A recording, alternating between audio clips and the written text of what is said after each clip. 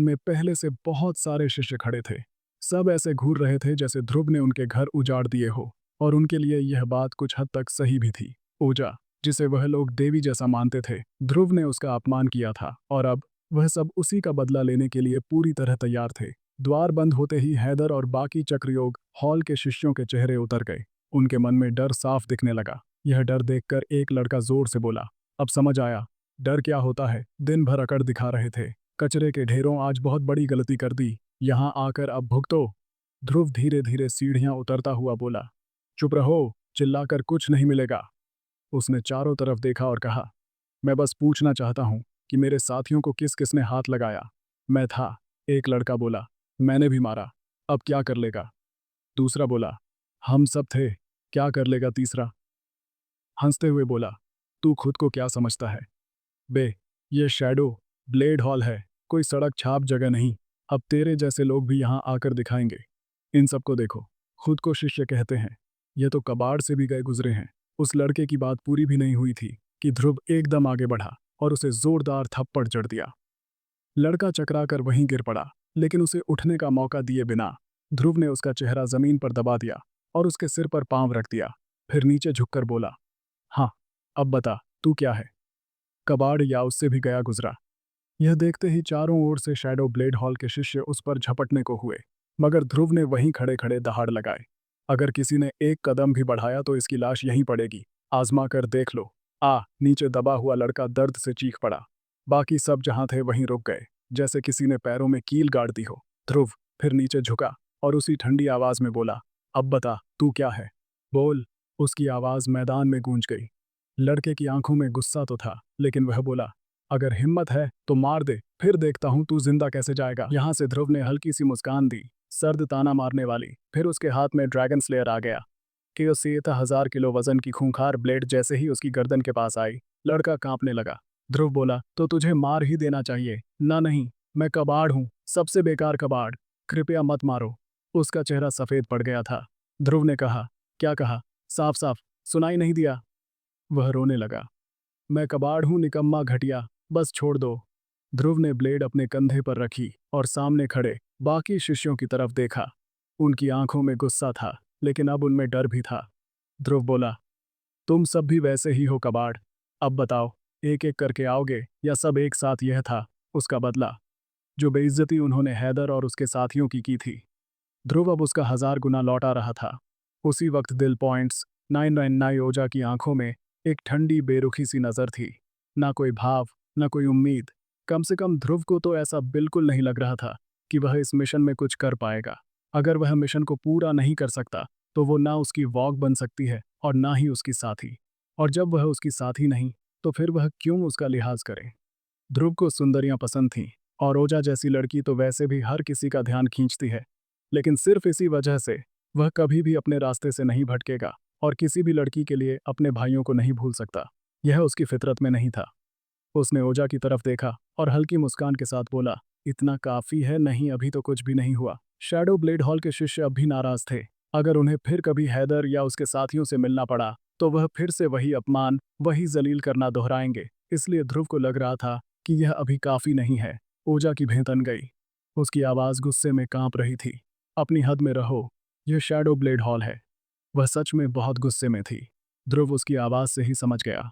पिछले 1 महीने से ओजा लगातार स्वर्ड सेंस तकनीक में ब्रेक थ्रू करने की कोशिश कर रही थी, पर वह एक भी कदम आगे नहीं बढ़ पाई थी। जहां ध्रुव ने छोड़ा था, वह वहीं के वहीं अटकी हुई थी। अगर कोई प्रगति नहीं, तो फिर उसकी सारी मेहनत बेकार थी। उसे तो ध्रुव की पिछली मिराज स्वॉर्ड की चाल भी समझ नहीं आई थी, और ना ही यह समझ आ रहा था कि ध्रुव ऐसा कैसे कर पाया। क्या बस सोचना काफी होता है किसी मास्टर की चाल सीखने के लिए। ध्रुव का चेहरा अब सख्त हो चुका था। मैं हमेशा ऐसा ही था, और चाहे शैडो ब्लेड हो या कोई और जरूरत पड़ी तो सबसे लड़ जाऊंगा। अब वह पीछे हटने वाला नहीं था। पहले ध्रुव प्रतिशोध की तलवार ओजा को देना चाहता था। शायद इस तरह वह उसके प्रति 99 वाला प्रभाव कुछ कम कर सकता था। पर अब ध्रुव को फर्क नहीं पड़ता। 999 तो पहले ही हो चुका है, इससे ज्यादा क्या ही बुरा होगा। ओजा पूरी तरह भड़क चुकी थी। मैदान में खड़े बाकी शिष्य भी और ज्यादा आक्रामक हो गए थे। उन्हें ओजा का गुस्सा देखकर जैसे आग लग गई हो, और फिर वह सब ध्रुव की तरफ लपके। तूने हमारी देवी को छेड़ा, अब तू गया। मैं तो पहले से ही इससे चिढ़ा बैठा था। पिछली बार भी ओझा का मजाक उड़ाया, अब पूरे हॉल को ललकार रहा है। बातें बंद करो, सब मिलकर इसका काम तमाम कर दो। ओझा को कोई हाथ भी लगाए, यह सोच कैसे लिया तूने, मारो। इसे पागलों की तरह चिल्लाते हुए 100 से ज्यादा लड़कों ने ध्रुव को चारों तरफ से घेर लिया। सबकी नजरें बस एक ही चीज चाह रही थी, उसे खत्म करो। लेकिन ध्रुव के चेहरे पर अब भी डर नहीं था। उसने हल्की सी मुस्कान दी और कहा, तो मतलब यह है कि तुम सब एक एक करके नहीं भीड़ में लड़ोगे, अकेले? हाँ हाँ हाँ, तुझे तो कुचलना है, लड़ाई थोड़ी ना करनी है। आज ही तेरा घमंड तोड़ेंगे, जब 100 लोग एक साथ टूटेंगे तुझ पर। ध्रुव ने गर्दन झुकाकर एकदम शांत लहजे में कहा, तो सुन लो, मैं अकेला पूरे शैडो ब्लेड हॉल को चुनौती देता हूँ। अबे यह तो पागल हो गया है, एक लड़का चिल्लाया। अब और बर्दाश्त नहीं होता। ध्रुव सच में बहुत ज्यादा घमंडी लग रहा था। 100 लोगों से घिरा होने के बावजूद उसके चेहरे पर डर का नाम नहीं था। इस पल में शायद मैदान में खड़ा वो अकेला ऐसा इंसान था जो बिना डरे डर कर खड़ा था। तभी एक लड़का ध्रुव की तरफ झपटा। ध्रुव की आंखें सिकुड़ गईं। उसका शरीर सांप की तरह पलटा और उसने मुक्का हवा में घुमा दिया। एक जोरदार वार से वह लड़का कई कदम दूर जा गिरा, लेकिन उसी पल बाकी सारे लड़के भी एक साथ उस पर टूट पड़े। ध्रुव के हाथ पांव भी बिजली जैसे चलने लगे और वह पागलों की तरह पलटवार करने लगा। तभी हैदर चिल्लाया, चलो, सब चक्रयोग। हॉल के करीब दर्जन भर सेवक शिष्य भी आंख मूंद के दौड़ पड़े, लेकिन उनकी ताक शैडो ब्लेड हॉल के लड़कों से बहुत कम थी। वो ठीक से पास भी नहीं पहुंचे थे कि हवा में उड़ गए शैडो ब्लेड हॉल वाले तो उन्हें देख भी नहीं रहे थे। उनकी नज़र बस ध्रुव पर थी। घमंड दिखाता है, अब देख घमंड का अंजाम क्या होता है। अभी भी अकड़ में है तू, 100 से भी ज्यादा लड़के उस पर ऐसे टूटे जैसे उसे जिंदा चबा जाएंगे। ध्रुव को हिलने तक की जगह नहीं मिल रही थी। उसने मन में कहा, साले मुझसे भी बड़े पागल निकले। ये लोग ओझा की बात ही कुछ और है। लेकिन ध्रुव के शरीर के अंदर की शक्तियां उबलने लगी। उसने गुस्से में दहाड़ा। छठे लेवल की 16 स्टम्प तकनीक अचानक उसके पूरे शरीर से जोरदार झटके के साथ 64 गुना शक्तियां बाहर फूटी। दफा हो जाओ। उसकी 8वें लेवल की रक्तवीर ताक पूरे जोर में थी। यह झटका पास खड़े सबको हवा में उड़ा ले गया। अब मेरी बारी है। ध्रुव ने थोड़ी दूरी बनाकर हमला बोला। नशेड़ी चाल। वो बिल्कुल पागलों की तरह वार करने लगा। उसकी चाल तेज थी, अजीब थी और बेहद खतरनाक। शैडो ब्लेड हॉल के लड़के चीखते चिल्लाते उड़ने लगे। कोई पेड़ पर लटका, कोई छत पर जा गिरा, कोई दीवार से टकराया। आओ ना, अकेले में दम नहीं है तो और भी बुलाओ। नशेड़ी चाल में कोई तय तरीका नहीं था, बस रफ्तार, ताक और पागलपन था। शैडो ब्लेड हॉल के ज्यादातर पहले साल के लड़के अभी शून्यवीर ही थे और ध्रुव 8वें लेवल का रक्तवीर था। तो फिर वह उसके सामने कैसे टिकते? ध्रुव ने किसी को दोबारा उठने नहीं दिया। जिसे भी मारा वो वहीं पड़ा रह गया। कुछ ही मिनटों में मैदान में सिर्फ कराते हुए लड़के बचे थे। अब देवी का रक्षा दल नहीं, वे किसी मरी हुई कुत्तों की टोली जैसे लग रहे थे। ध्रुव ने उन्हें घूरते हुए कहा, अगर मेरे साथियों को फिर हाथ लगाया तो अगली बार सिर्फ हड्डियां नहीं टूटेंगी। फिर उसकी नज़र ओझा पर पड़ी और ठंडे लहजे में कहा, तुम शैडो ब्लेड हॉल की मास्टर हो विविजियाना, तुम्हें अपने शिष्यों को काबू में रखना चाहिए। उसने अपने अंदर का गुस्सा किसी तरह काबू में किया और शांत हो गया। फिर ध्रुव ने हैदर की तरफ देखा और बोला, चलो बताओ, अब अगली बारी किसकी है? ओझा का चेहरा कठोर हो गया। उसने अपनी मुट्ठियां भी ली। उसकी आंखों में गुस्सा साफ दिख रहा था। उसके हाथ की तलवार हल्के हल्के कांपने लगी और उसके चारों ओर एक अजीब सा तलवारों वाला दबाव फैल गया। आसपास रखे बाकी हथियार भी जैसे उस असर से कांपने लगे। अचानक ओझा की आंखों में गुस्सा भर गया। उसके शरीर से स्वाडन जैसे फट पड़ा। उसने तलवार निकाली और गुस्से में चिल्लाई, मेरे शिष्यों को सिखाने का काम तुम्हारा नहीं है। उसकी तलवार बिजली की तरह चमकी। ध्रुव ने आंखें थोड़ी सिकुड़ते हुए कहा, तुम सब पीछे हट जाओ। फिर वो नीचे झुका, जमीन से एक सूखी टहनी उठाई और उसे तलवार की तरह ओझा की तरफ तानते हुए मुस्कुराया। लगता है पिछली बार तुम्हारा पिछवाड़ा ज्यादा नहीं दुखा। यह कहते ही उसके शरीर से भी स्वाडन फूट पड़ा और वह टहनी जैसे असली तलवार बन गई। अब मैं तुम्हें असली हुनर दिखाता हूँ, उसने कहा। अब ध्रुव की चाल बिल्कुल बदल चुकी थी। उसके कदम जमीन पर ऐसे पड़ रहे थे जैसे कोई परछाई धुंध में चल रही हो। कोई नहीं समझ पा रहा था कि वह अगला कदम कहाँ रखेगा। वह कभी झुकता, कभी लहराता, जैसे हवा में उड़ता। कोई धुआं हो, जमीन पर पड़े कुछ शिष्य फुसफुसाए, यह भी बाज चाल जानता है। यह लड़का है कौन? मास्टर ओझा ने हमें यह चाल सिखाई थी, पर इसकी चाल तो उनसे भी बेहतर लग रही है। बाकी चिल्लाने लगे, मास्टर ओझा, हार मत मानना, उसका घमंड तोड़ दो। वहीं दूर खड़े तलवेश का चेहरा गुस्से से लाल हो गया। उसने खुद सालों मेहनत करके भी बाजल नहीं सीखी थी और यह लड़का ध्रुव उसे ओझा से भी बेहतर चला रहा था। ओजा के मन में भी खलबली मच गई। 1 महीने पहले तो यह बस शून्यवीर था, अब 8वें स्तर का रक्तवीर बन गया। लेकिन उसने अपने हैरानी को छुपा लिया और अपनी सारी स्वर्णवीर की शक्तियां झोंक दी। उसकी तलवार में आग जैसी लपट दौड़ने लगी। तभी ध्रुव की आवाज गूंजी, ध्यान से देखना, और मन ही मन बोला, माया जगत तकनीक। एक पल में उसका शरीर दो हो गया। कोई क्लोन नहीं था, बल्कि ऐसा भ्रम जो सच लगे। ओजा कुछ समझ पाती उससे पहले वो उसके पीछे आ गया और हाथ में पकड़ी टहनी उसके कमर के नीचे मारी प्या। एक जोरदार आवाज के साथ, यह तुम्हारे मुझसे भिड़ने का नतीजा। हाय।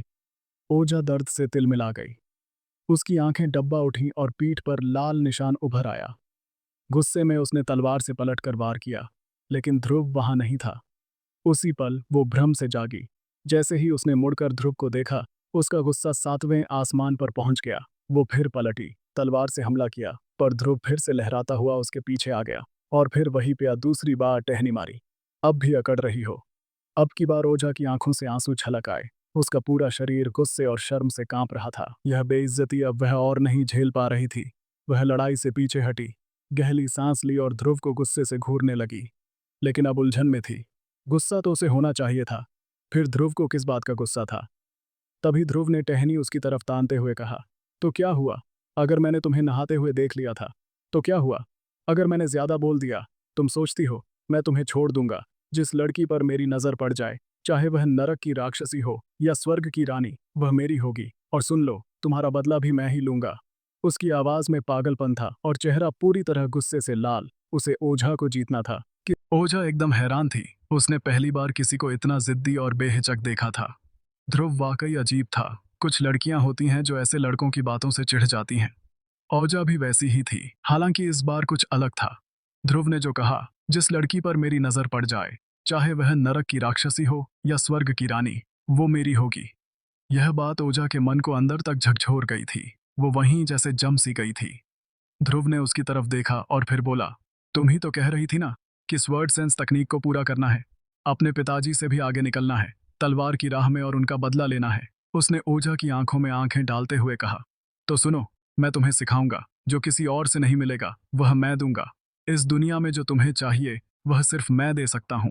यह बस शब्द नहीं थे, यह एक हुक्म था, एक जुनून और थोड़ा पागलपन भी। उसने ठान लिया था कि ओझा के दिल की दीवारें तोड़कर ही दम लेगा। कुछ लड़कियों को जिंदगी का रास्ता दिखाना पड़ता है। ध्रुव का यही मानना था। ओझा अब भी चुप थी, लेकिन उसकी आंखों में अब गुस्सा था। उसने बिना कुछ कहे अपनी तलवार उठाई और फिर से पूरी ताकत से ध्रुव पर झपट पड़ी। ससाला, यह तो एक नंबर की जिद्दी है, ध्रुव ने दांत पीसते हुए कहा। अब तक के 2 हमलों से कुछ नहीं बदला था। ओझा कोई मामूली लड़की नहीं थी।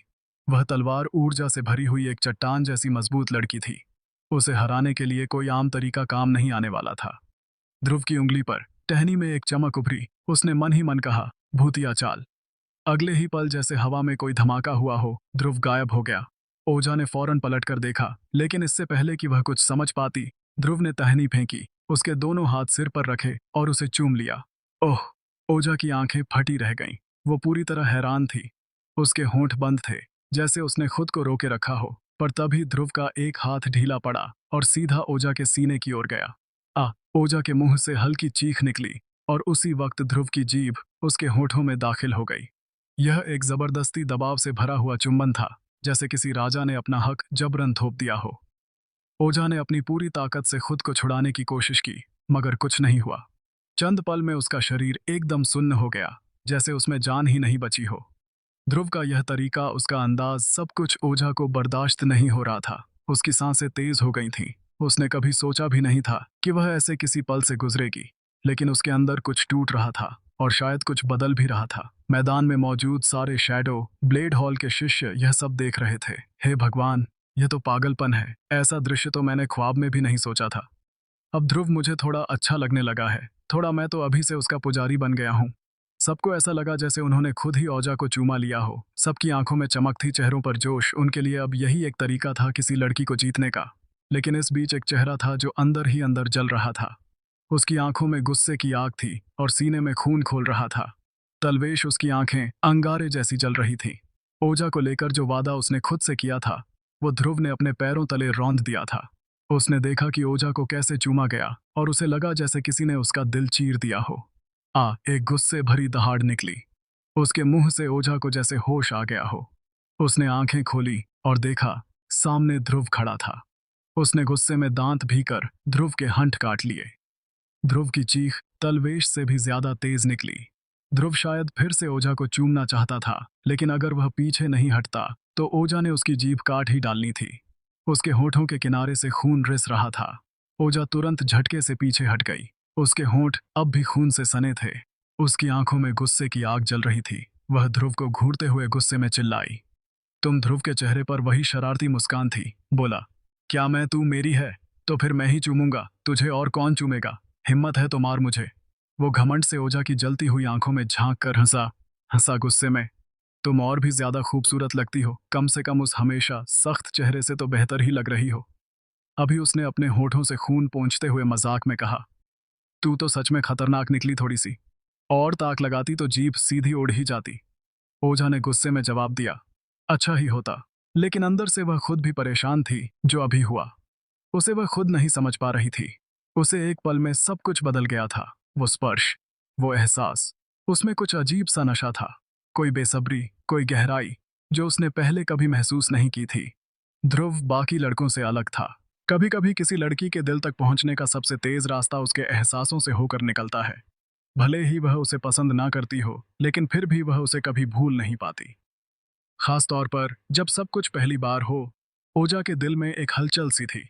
नफरत और उस अनजाने रोमांच के बीच फंसी हुई ध्रुव ने हंसते हुए कहा, अपनी ही लड़की काट ले तो क्या फर्क पड़ता है? वैसे मैं पिछले कुछ समय से एक मिशन पर था, इसलिए महाविद्यालय में नहीं दिखा, पर अब पूरे महीने यहीं हूँ। अगर तुझे सच में स्वर्ड सेंस में आगे बढ़ना है तो मैं सिखाऊंगा, और हाँ, एक खास हथियार भी दूंगा। उसने एक पतली तलवार निकाली, प्रतिशोध की तलवार, और ओजा की तरफ फेंकी।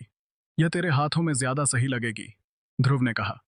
ओजा ने तलवार को थामा। जैसे ही उसने उस चमचमाती हल्की और लचीली तलवार को हाथ में लिया, उसकी आंखें उस पर थार गईं, जैसे कुछ बहुत खास छू लिया हो। उसकी हथेलियां कांप रही थीं। एक अनकही उत्तेजना पूरे शरीर में दौड़ गई। उधर तलवेश से अब और बर्दाश्त नहीं हुआ। वह तेजी से आगे आया, ओझा के पास पहुंचा और बोला, ओझा, ऐसे घटिया इंसान की दी हुई चीज भी घटिया ही होगी। मैंने एक महान शस्त्र गुरु से तुम्हारे लिए विशेष रूप से एक नॉवेस्टर की इमोर्टल तलवार बनवाई है। तुम बस उसे ही चलाना। उसने अपनी तलवार निकालते हुए कहा। उस तलवार पर उसने अपनी सारी संपत्ति लुटा दी थी। सबसे दुर्लभ धातु से गढ़ी गई थी। उसे पूरा यकीन था कि ओझा को यह तलवार जरूर पसंद आएगी और ओझा उसके कदमों में होगी। यही उसका विश्वास था।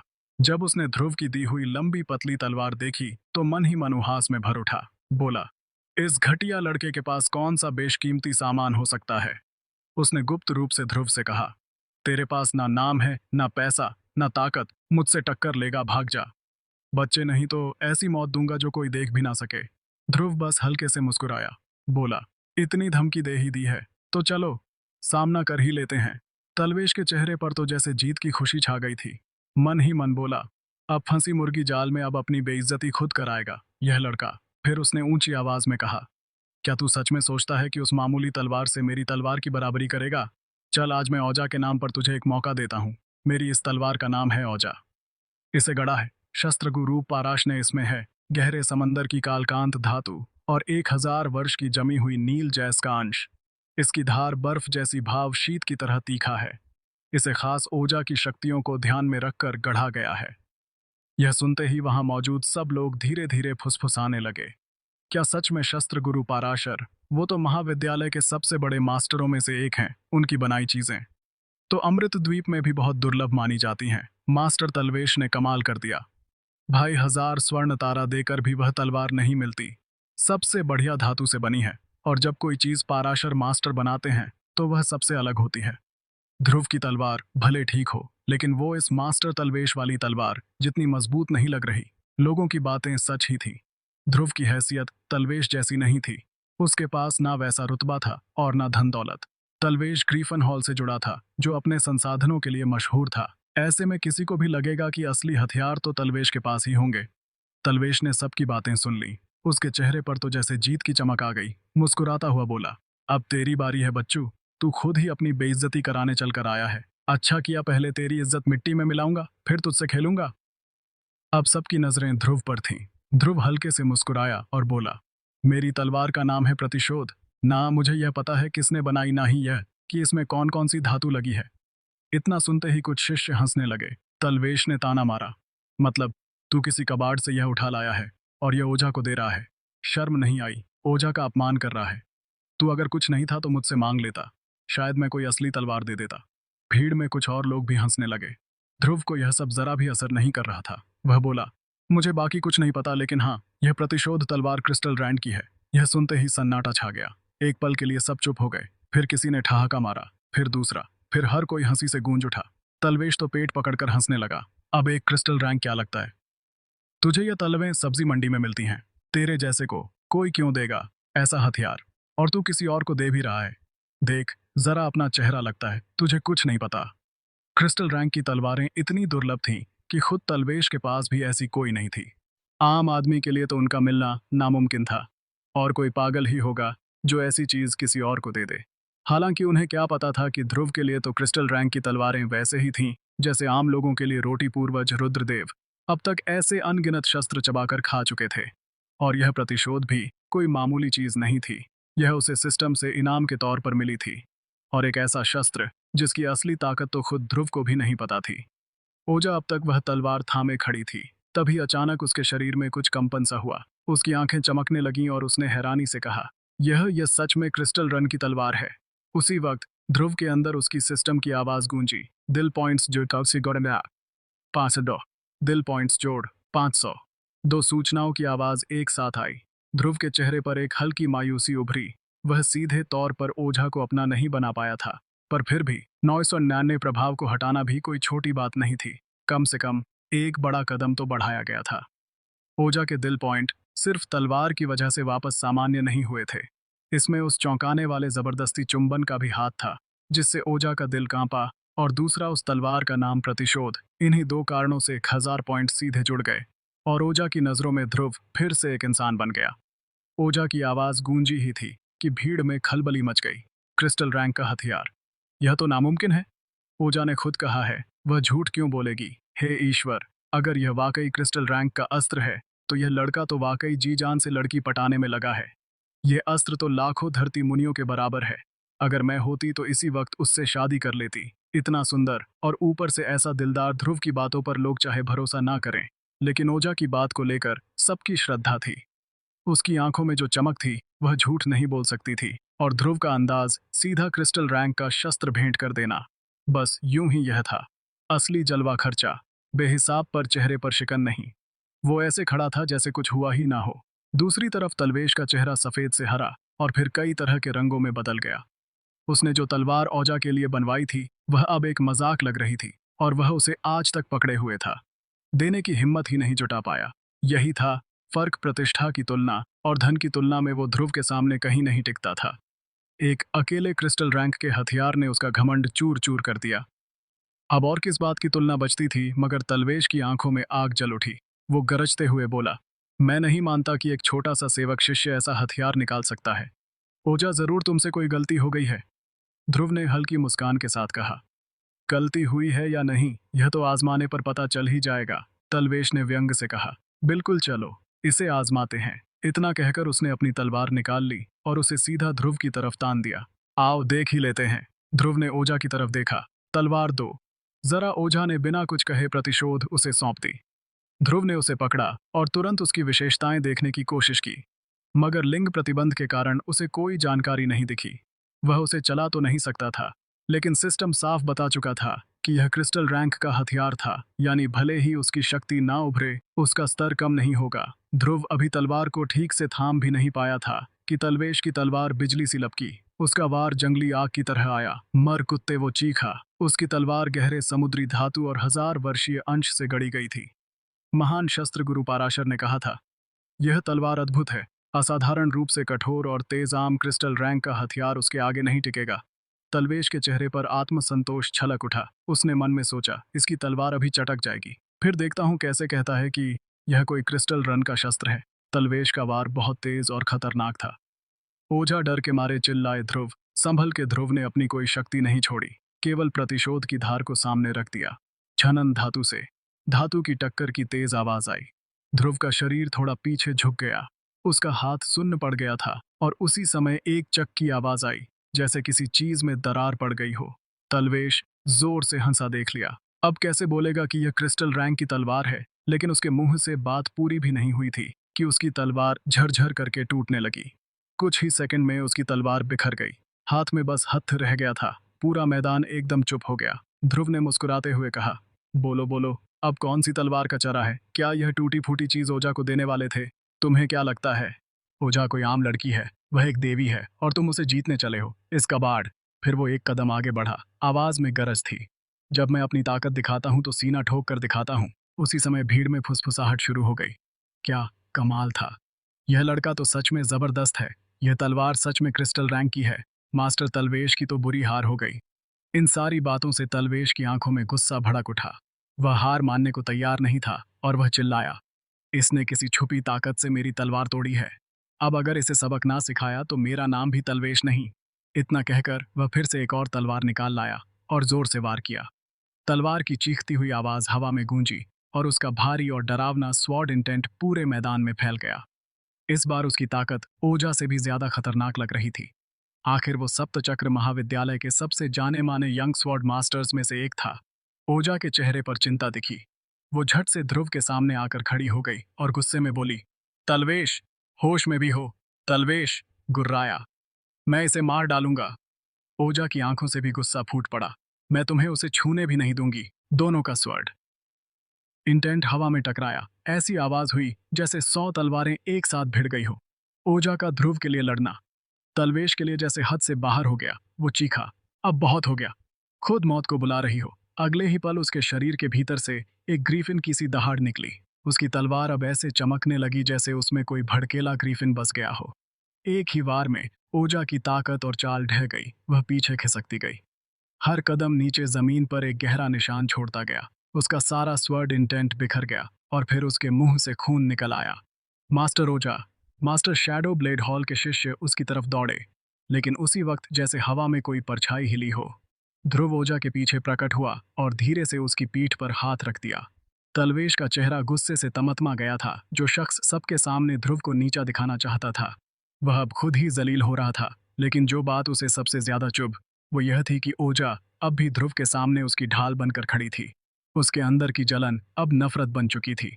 सालों की मेहनत ओजा के लिए किया, सब कुछ एक ही पल में बेकार लग रहा था। बस एक मामूली से लड़के के सामने कब तक सहता रहूं? तलवेश की आंखों में पागलपन उतर आया। उसने तलवार सीधी ध्रुव की तरफ तानी। कचरे, तू खुद को मेरे बराबर समझता है? ओजा को पाने लायक है? तेरे पास है ही क्या तू? मेरे सामने तो एक कीड़ा है। बस एक झटका दूं और कुचल दूं तुझे। तलवेश कोई मामूली नाम नहीं था। ग्रीफन हॉल के अध्यक्ष का बेटा, असाधारण शक्ति सप्तचक्र महाविद्यालय की युवा पीढ़ी का सबसे शक्तिशाली स्वॉर्ड मास्टर। उसके पास सब कुछ था, पैसा, नाम, ताकत और शोहरत। और ध्रुव, वो तो बस एक नीचे दर्जे के हॉल का छोटा सा शिष्य था। ध्रुव ने चुपचाप प्रतिशोध ओजा के हाथ में दी और धीरे धीरे आगे बढ़ा। ओजा ने उसका हाथ पकड़ लिया। ध्रुव, मत जाओ, वह बहुत खतरनाक है। तुम उसका सामना नहीं कर पाओगे। तलवेश की तलवार की वह पिछली मार अभी तक ओजा की याद में थी। उसी में समझ आ गया था कि वह अपनी असली ताक छुपा रहा है। ऐसे लोग बहुत खतरनाक होते हैं। ध्रुव ने उसके हाथ पर हल्के से थपकी दी और मुस्कुराकर बोला, वो ताकतवर है, पर तेरा यार उससे भी ज्यादा ताकतवर है। उन दोनों के बीच की यह छोटी सी बात तलवेश को अंदर तक जला गई। उसकी आंखों में जलन और भी ज्यादा भड़क गई। उसने जहरीली आवाज में कहा, तू 8वें स्तर का रक्तवीर है ना? चल ठीक है, मैं भी अपनी ताकत उसी स्तर पर लाता हूं ताकि साफ दिखे कि फर्क कितना है। ध्रुव हंसा, मुझे कोई फर्क नहीं पड़ता। अपनी पूरी ताकत ले आ ताकि जब हारे तो कोई बहाना ना बचे। हुफ, तू बस 8वें स्तर का रक्तवीर है। तेरे जैसे कचरे के लिए इतना काफी है। तलवेश ने सच में अपनी ताकत को सीमित कर दिया। उसे लग रहा था कि बस अब खेल खत्म। ध्रुव ने ओझा की तरफ देखा और बोला, अब ध्यान से देखना। ध्रुव के पास बस एक डेविल स्वॉर्ड थी जो पहले ही टूट चुकी थी। उसने मोना खोली, स्वॉर्ड को भी नहीं निकाला। वह उससे हॉल प्रतियोगिता में सबके सामने दिखावा करना चाहता था। अभी उसके हाथ में था ड्रैगन स्लेयर। उसने स्वॉर्ड की जगह ब्लेड से वार करने का फैसला किया। ओजा की नजरें ध्रुव पर अटक गईं। उसकी सांसें थमी हुई थी।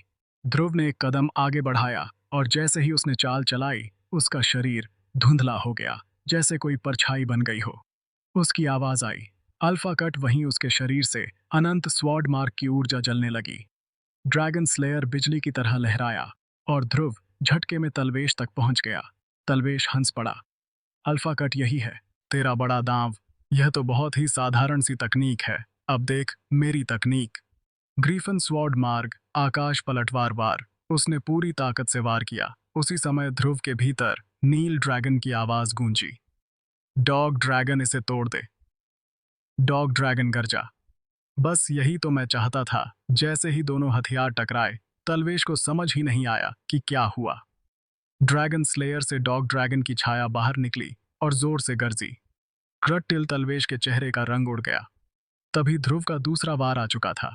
ध्यान से देख, ड्रैगन स्लेयर चमका और सीधे तलवेश के कंधे को काटते हुए निकल गया। फिर तीसरा वार। तीनों वारों के धमाके हुए, जैसे जमीन कांप गई हो। तीसरे वार ने तलवेश को पीछे धकेल दिया। उसकी तलवार नीचे गिर गई। उसके सीने से खून का फवारा फूट पड़ा और वह लड़खड़ाता हुआ जमीन पर गिर गया। पूरा मैदान शांत था। हर किसी के चेहरे पर हैरानी थी, जैसे वक्त रुक गया हो। सभी की निगाहें ध्रुव पर टिक गई थीं। उनकी आंखों में डर नहीं, बल्कि श्रद्धा थी। यह लड़का कुछ ज्यादा ही खतरनाक था।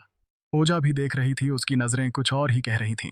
पहली हार को लोग तलवेश की लापरवाही मान रहे थे, मगर अब तो उसने खुद अपनी शक्ति ध्रुव के लेवल तक गिराई थी, फिर भी बुरी तरह हार गया। यहाँ लोग न्याय नहीं, बल्कि ताकत को पूजते थे। ध्रुव की नजर ओजा पर पड़ी। हल्की सी मुस्कान के साथ वह बोला, तेरा यार जबरदस्त है ना? ओझा का जवाब सीधा दिल से आया, बहुत जबरदस्त।